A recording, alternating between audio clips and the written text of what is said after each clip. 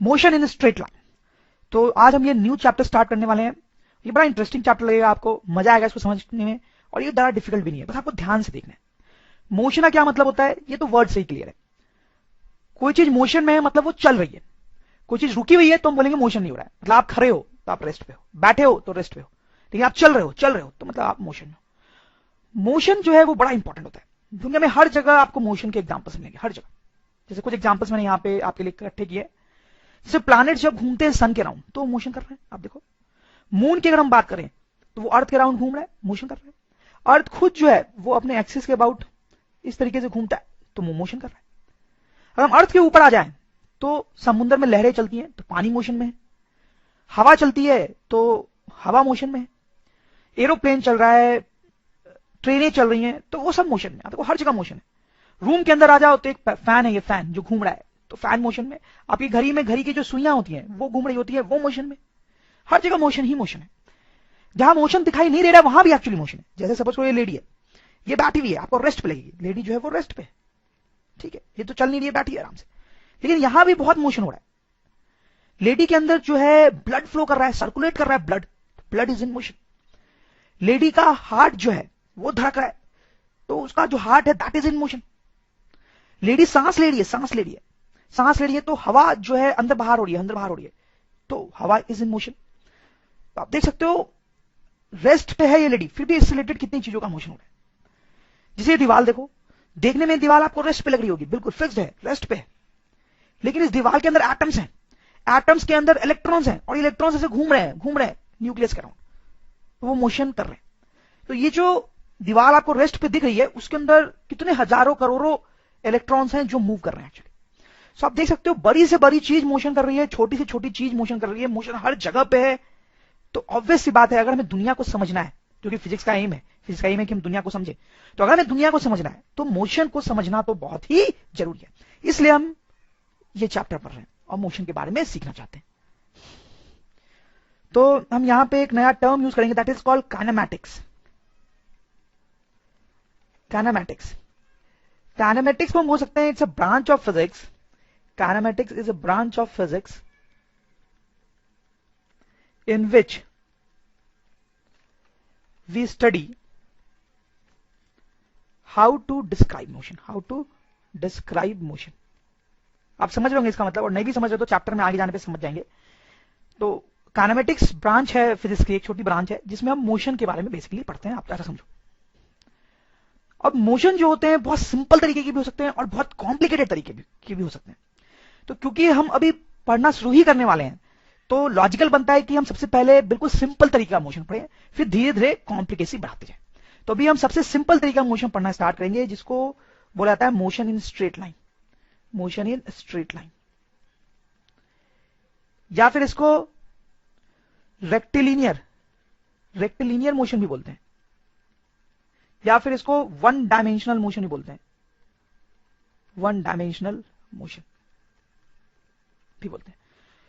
पहला जो नाम है उससे क्लियर है कि क्या चीज है मोशन इन स्ट्रेट लाइन, यानी कोई चीज मूव कर रही होगी और स्ट्रेट लाइन में मूव कर रही है, that is motion in straight line.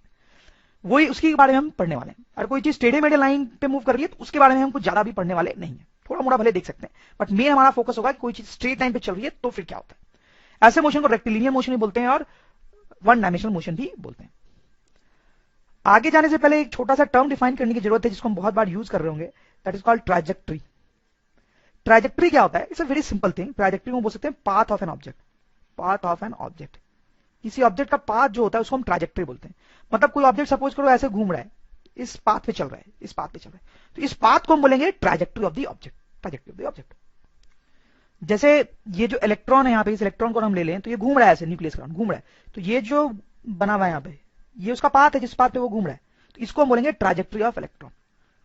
तो बहुत ही सिंपल सी बात है, ट्रैजेक्टरी का सिंपल मतलब होता है पाथ। मीनिंग ऑफ डायमेंशन, देखो डायमेंशन का क्या मतलब होता है थोड़ा डिटेल में देखेंगे। जैसे बहुत सारे ऐसे वर्ड्स होते हैं जिनके डबल मीनिंग्स होते हैं, दो मीनिंग होते हैं। जैसे फैन का मतलब होता है एक पंखा, और या फिर फैन ऑफ कैटरीना का भी हो सकता है, ठीक। तो फैन के दो मीनिंग होते हैं। वैसे ये जो डायमेंशन वर्ड है ना, इसका भी दो मीनिंग होता है। एक जो इसका मीनिंग है वो यूनिट एंड डायमेंशन वाले चैप्टर में हमने देखा है, यूनिट एंड डायमेंशन। वहां पे हमने देखा कि डायमेंशन क्या मतलब होता है। डायमेंशन का एक और अलग मीनिंग होता है जो हम यहाँ पे देखने वाले हैं।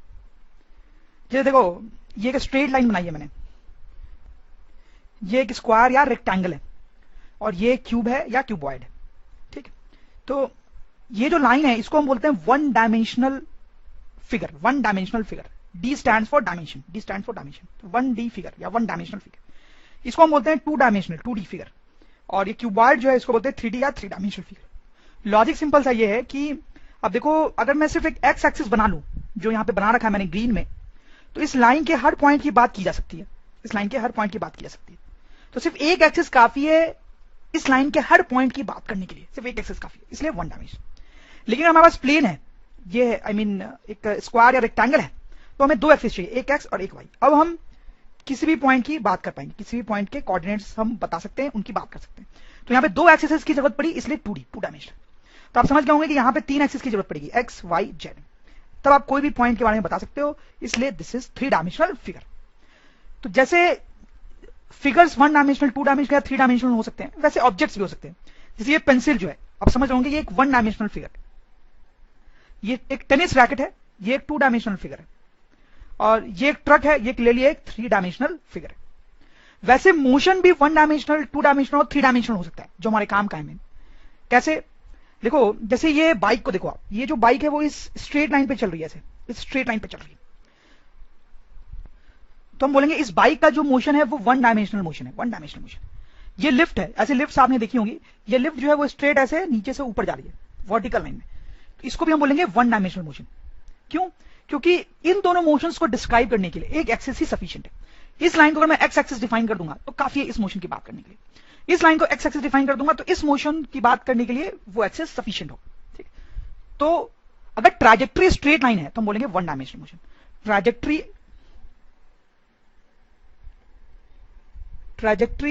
Should be straight line, should be straight line, trajectory should be straight line, तो उसको हम बोलेंगे one D motion, one dimensional motion. ऐसे मोशंस को इस चैप्टर में हम डिटेल में पढ़ने वाले हैं। अब मैं आपको एक 2D मोशन का एग्जांपल दे रहा हूं, this example of 2D motion. तो अगर ये अम्यूजमेंट पार्क का एक राइड है और आप इस पे ऐसे घूम रहे हो तो this an example of 2D motion, 2D motion. अब देखो, इसको आप कुछ एक्स एक्सिस ऐसे डिफाइन करोगे और इसको वाई एक्सिस डिफाइन करोगे, तब आप किसी भी पॉइंट की बात कर पाओगे। तो दो एक्सिस की जरूरत पड़ी, इसलिए this is two dimensional motion. जैसे सपोज करो ये फुटबॉल ग्राउंड है, तो इसमें अगर हम किसी प्लेयर को ले लें तो ये प्लेयर इस पे घूम रहा होगा ऐसे, समथिंग लाइक दिस। तो उसका मोशन कैसा होगा, क्या लगता है? वो टू डायमेंशनल मोशन होगा। क्यों? आप इसको एक्स एक्सिस ले लेना और इसको वाई एक्सिस ले लेना, तो प्लेयर कहीं पर भी हो उसके डिफरेंट डिफरेंट पॉइंट्स की बात की जा सकती है इन दोनों एक्सिस के हेल्प से, तो टू डायमेंशनल मोशन है। लेकिन यही प्लेयर घूमते घूमते कभी ऊपर भी जंप करता है, मान लो ऊपर भी जंप करता है बॉल को हिट विट करने के लिए, कभी ऊपर भी जंप करता है, तो आप समझ लो एक और एक्सिस की आपको जरूरत पड़ेगी। और ये कैसा हो जाएगा? Three dimensional motion. तो इसी तरीके से वन डायमेंशनल, टू डायमेंशनल और थ्री डायमेंशनल मोशन हो सकते हैं, बट हमारा मेन फोकस इस चैप्टर में होगा वन डायमेंशनल मोशन पे, जिसको हम स्ट्रेट लाइन मोशन भी बोल सकते हैं। पोजीशन, पोजीशन वेक्टर के बारे में हमने वेक्टर के चैप्टर में डिटेल में पढ़ा है। यहां पे थोड़ा सा और देखेंगे इसके बारे में। ये एक्स एक्सिस है और ये वाई एक्सिस है। अगर कोई ऑब्जेक्ट पॉइंट ए पे लोकेटेड है तो ये जो वेक्टर है इसको हम बोलेंगे position vector, position vector of A. और आप क्लियरली देख सकते हो कि यहां से हम पोजीशन वेक्टर ऑफ ए कितना लिख सकते हैं, देखो आप, 2i cap plus 3j cap, कोई डाउट नहीं। अगर ऑब्जेक्ट यहां पे है बी पॉइंट पे, तो ये जो वेक्टर है इसको हम पोजीशन वेक्टर ऑफ बी बोलेंगे। इसको कितना लिखेंगे? Position vector of B equals to 3i cap, ठीक है, 3i कैप, एक्स एक्सिस के लॉन्ग है इसलिए i कैप। ऑब्जेक्ट अगर सी पे तो उसका पोजीशन वेक्टर क्या लिखेंगे? ये उसका पोजीशन वेक्टर हो जाएगा पहले तो, और उसका पोजीशन वेक्टर को हम लिखेंगे 3j कैप, ठीक है, 3j कैप। अब थोड़ा वन डायमेंशनल मोशन की स्पेसिफिक बात करते हैं। वन डायमेंशनल मोशन, तो देखो ये मैंने एक स्ट्रेट लाइन बनाई है, इसको मैं एक्स एक्सिस बोल रहा हूं और इसको माइनस एक्स एक्सिस, और ये बीच में मेरा ओरिजिन है, बीच में ओरिजिन। हम वन डायमेंशनल मोशन की बात कर रहे हैं तो पक्का है कि ऑब्जेक्ट जो है वो स्ट्रेट लाइन में मूव करेगा। तो ये वही स्ट्रेट लाइन है जिसपे ऑब्जेक्ट मूव करने वाला है, इसी स्ट्रेट लाइन पे। ओरिजिन इस डायरेक्शन को पॉजिटिव एक्सिस और इस डायरेक्शन नेगेटिव एक्सिस। और सपोज करो कि ऑब्जेक्ट जो है वो यहां पर है, यहां पे, तो इसका पोजीशन वेक्टर क्या होगा? ये उसका पोजीशन वेक्टर होगा, सही बात है। यहां पे ऑब्जेक्ट होता है ए पॉइंट पे, तो इसको आर ए वेक्टर बोल देते हैं। तो इसके पोजीशन वेक्टर को हम कैसे लिखेंगे? हम बोलेंगे पोजीशन वेक्टर जो है यहाँ पे वो 3i कैप है, सही बात है। और सपोज करो कि ऑब्जेक्ट यहाँ पे है, यहाँ पे बी पॉइंट पे, तो इसके पोजीशन वेक्टर को हम ऐसे लिखेंगे, ये इसका पोजीशन वेक्टर होगा, ये ओरिजिन है हमारा, आरबी वेक्टर। अब हम आरबी वेक्टर को क्या लिखेंगे? माइनस 3i कैप, क्योंकि वो पीछे की तरफ है, ठीक। तो यहां पे एक बार आप नोटिस करो कि ऑब्जेक्ट कहीं पर भी हो, जब भी आप पोजीशन वेक्टर लिखोगे आई का ही टर्म आएगा, आई कैप का ही टर्म आएगा। जे कैप का जो टर्म है वो कभी भी नहीं आएगा, वो तो इनफैक्ट 0 है। सही है। जबकि इस केस में ऐसा नहीं था, इस केस में ऐसा नहीं था। आप देखो आई का टर्म भी आता है और जे का भी टर्म आता है। तो पॉइंट मेरा यहां पे ये है कि अगर जे का टर्म नहीं आना है कभी, तो यहां पे हम आई कैप लिखें या ना लिखें कोई फर्क नहीं पड़ता है। इस पोजीशन वेक्टर को हम सीधे +3 लिख सकते हैं और इसको -3 लिख सकते हैं। जैसे आप बात को समझो, यहां पे हम ऐसा नहीं कर सकते थे इस केस में, क्योंकि आप देखो अगर वो यहां पे है, ऑब्जेक्ट यहां पे है, तो +3 आई कैप था, 3 आई कैप, और जो ऑब्जेक्ट यहां पे था तो पोजीशन 3 जे कैप था। ठीक, तो आई और जे कैप का इंपॉर्टेंस है यहां पे। लेकिन यहां पे हमेशा आई कैप ही आने वाला है, तो हम आई कैप को अगर हटा भी दें तो कोई फर्क नहीं पड़ता है। तो वन डायमेंशनल मोशन में हम जनरली आई कैप और जे कैप का यूज नहीं करते हैं पोजीशन बताने के लिए। अगर ओरिजिन के इस साइड है तो नॉर्मली हम प्लस लिख देते हैं, और ओरिजिन के दूसरे साइड है तो हम उसको माइनस लिख देते हैं पोजीशन। दूसरी एक और छोटी सी बात है कि यहां का अगर हमें पोजीशन लिखना है, यहां का पोजीशन लिखना है ए पॉइंट का, तो हम जनरली ऐसा लिख देंगे एक्स ए इक्वल्स टू +3, और यहां का पोजीशन अगर हमें लिखना है बी पॉइंट का, तो हम लिख देंगे X B equals to -3। Generally one dimensional motion में पोजीशन के लिए एक्स सिंबल का यूज किया जाता है, एक्स सिंबल। हालांकि ये तो सिंबल है, आप आर भी यूज कर सकते हो, there is absolutely no problem. But generally क्या होता है कि वन डायमेंशनल मोशन में लोग एक्स यूज करना पसंद करते हैं। ठीक है, और आई कैप और जे कैप का यूज नहीं किया जाता है जनरली। +3 मतलब ओरिजिन के एक साइड, -3 मतलब ओरिजिन के दूसरे साइड। तो इस तरीके से हम पोजीशन को लिखते हैं जनरली वन डायमेंशनल मोशन में। डिस्प्लेसमेंट और डिस्टेंस, इन दोनों चीजों के बारे में हमने पहले भी थोड़ा पढ़ा है, अब हम और डिटेल में देखेंगे। जैसे देखें, सपोज करो कोई ऑब्जेक्ट है जो ए पॉइंट से चलते हुए, इस पाथ पे चलते हुए बी पॉइंट तक पहुंच जाता है। ठीक है, तो ए जो है वो इनिशियल पोजीशन हो गया और बी जो है वो फाइनल पोजीशन हो गया। तो यहां पर हम डिस्प्लेसमेंट की बात देखो कैसे करेंगे। अगर हम ये लाइन बनाए ए से बी तक, तो यही डिस्प्लेसमेंट है, यही डिस्प्लेसमेंट है, दिस इज डिस्प्लेसमेंट। हम ऐसा बोल सकते हैं कि displacement is actually shortest distance between initial and final position. ये इनिशियल पोजीशन है और ये फाइनल पोजीशन, उनके बीच की जो शॉर्टेस्ट डिस्टेंस होगी उसको हम डिस्प्लेसमेंट बोलते हैं। और डिस्प्लेसमेंट को एक वेक्टर की तरह डिफाइन किया जाता है, मतलब उसके पास डायरेक्शन भी होती है। जैसे इस केस में हम क्या बोलेंगे, डिस्प्लेसमेंट की क्या डायरेक्शन है, ए से बी तक, हम बोलेंगे डिस्प्लेसमेंट डायरेक्शन इधर की तरफ है, क्योंकि ऑब्जेक्ट ए से फाइनली बी तक गया है, तो ये डिस्प्लेसमेंट की डायरेक्शन। अब बारी है डिस्टेंस को समझने की। डिस्टेंस तो बहुत ही सिंपल सा टर्म होता है। देखो जब ऑब्जेक्ट ए से बी तक आया है, इस पाथ से ए से बी तक आया, तो इस पाथ की कुछ लेंथ होगी, लेंथ, उसको हम डिस्टेंस बोलते हैं। ये जो येलो पाथ है उसका जो लेंथ है वो डिस्टेंस है, दिस इज डिस्टेंस। तो डिस्टेंस को हम लिख सकते हैं लेंथ ऑफ पाथ ट्रेवल। और डिस्टेंस को एक स्केलर क्वांटिटी की तरह डिफाइन किया गया है, मतलब इससे हम कोई डायरेक्शन को रिलेट नहीं करते। इन दोनों टर्म्स को हम और डिटेल में देखना चाहेंगे, उसके लिए हम कुछ सिंपल केसेस देखेंगे।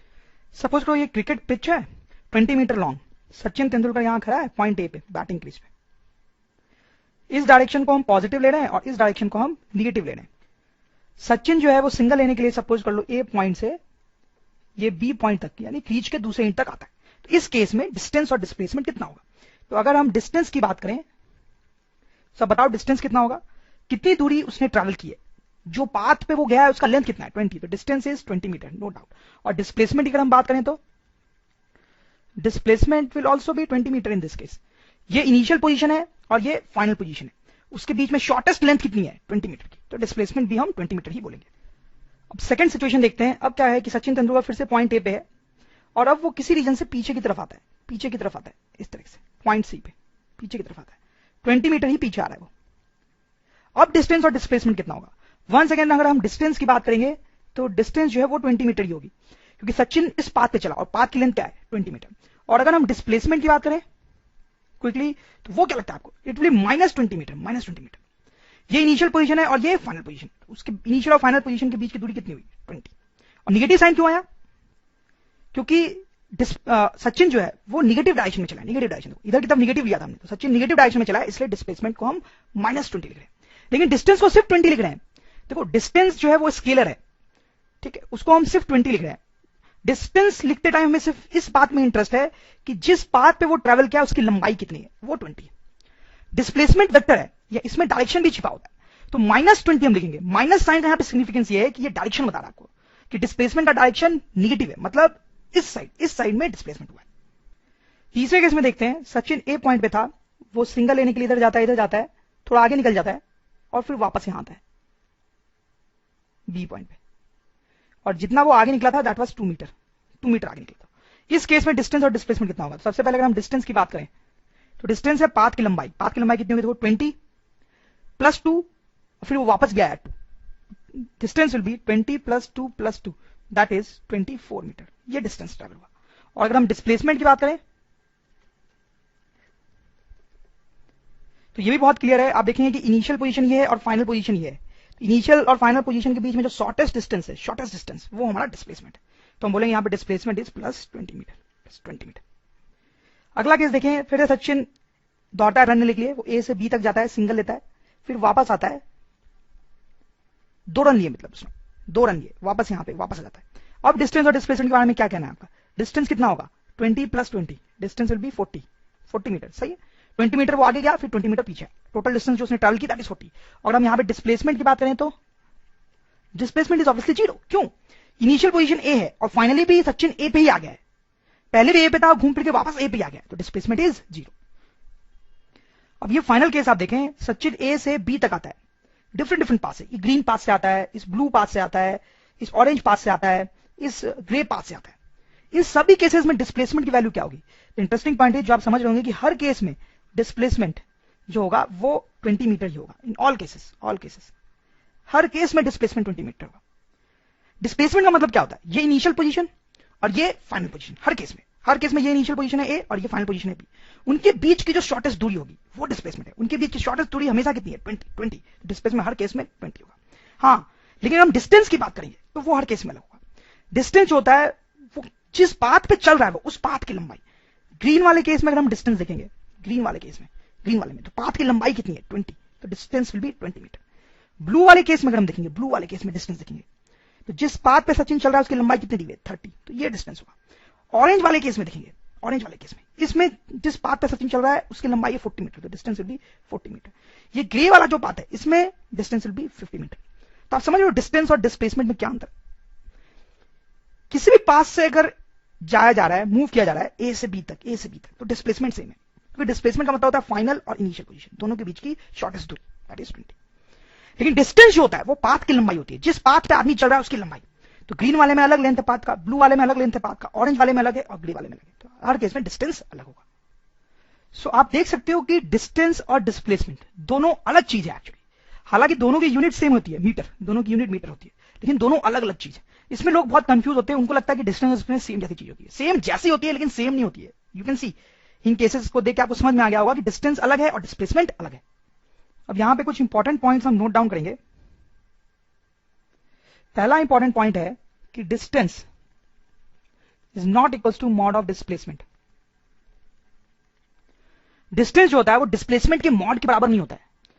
ये बड़ा इंपॉर्टेंट पॉइंट है क्योंकि स्टूडेंट्स को लगता है कि यहां इक्वल टू साइन होना चाहिए, जबकि यहां पे इनइक्वालिटी का साइन होगा। आप देख सकते हो, जैसे इस केस में आप देखो, ठीक है, डिस्टेंस और डिस्प्लेसमेंट बराबर थे। इस केस में आप देखो डिस्टेंस और डिस्प्लेसमेंट का मॉड बराबर था, ठीक है। लेकिन इस केस में देखो डिस्टेंस 24 था, डिस्प्लेसमेंट 20 था। इस केस में डिस्टेंस 40 था, डिस्प्लेसमेंट 0 था।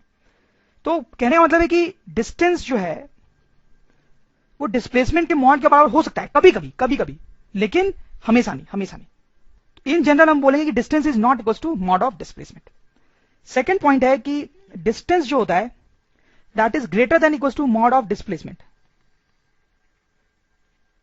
डिस्टेंस होता है that is greater than equal to mod of displacement, greater than equal to. आप देख सकते हो इस केस में डिस्टेंस जो है डिस्प्लेसमेंट के मॉड के बराबर आएगा। इस केस में आप देखो डिस्टेंस जो है डिस्प्लेसमेंट के मॉड के बराबर आएगा, ठीक है। इस केस में आप देखो डिस्टेंस जो है डिस्प्लेसमेंट से बड़ा है, ध्यान दो। इस केस में डिस्टेंस जो है वो डिस्प्लेसमेंट से बड़ा है। ये इन केसेस में देखो, इन केसेस में हर केस में डिस्टेंस जो है डिस्प्लेसमेंट से बड़ा है या बराबर है। तो इसलिए मैं लिखा हूं कि डिस्टेंस जो होता है वो हमेशा डिस्प्लेसमेंट से बड़ा होता है या उसके बराबर होता है, छोटा नहीं हो सकता। तीसरा पॉइंट एक्चुअली बड़ा इंपॉर्टेंट है कि डिस्टेंस जो है वो equals to mod of displacement. Distance जो है कभी कभी डिस्प्लेसमेंट के मॉड के बराबर होता है, ऐसा हमने देखा है। कब कब होता है ये? देखो इस केस में था ऐसा और इस केस में था। आप देखो इस केस में डिस्टेंस 20 था, डिस्प्लेसमेंट 20 था। इस केस में डिस्टेंस 20 था, डिस्प्लेसमेंट -20 था। मॉड तो बराबर ही था। तो ऐसा कभी कभी होता है। कब होता है? Only if object moves in straight line, only if object moves in straight line without taking U turn, without taking U turn. तो ऐसा तब होता है जब ऑब्जेक्ट मूव करता है स्ट्रेट लाइन में विदाउट टेकिंग यू टर्न। आप जरा देखो,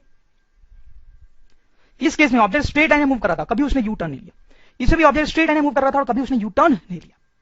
तो इस केस में डिस्टेंस और डिस्प्लेसमेंट का मॉड बराबर था।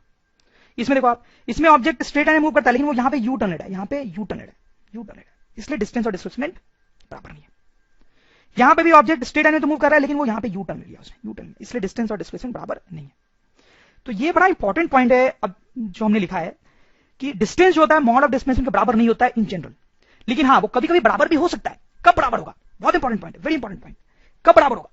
जब कोई ऑब्जेक्ट स्ट्रेट लाइन में चलेगा, स्ट्रेट लाइन में, और स्ट्रेट लाइन में चलते हुए कभी भी यू टर्न ना ले। This is important. Next point is कि displacement is independent of trajectory.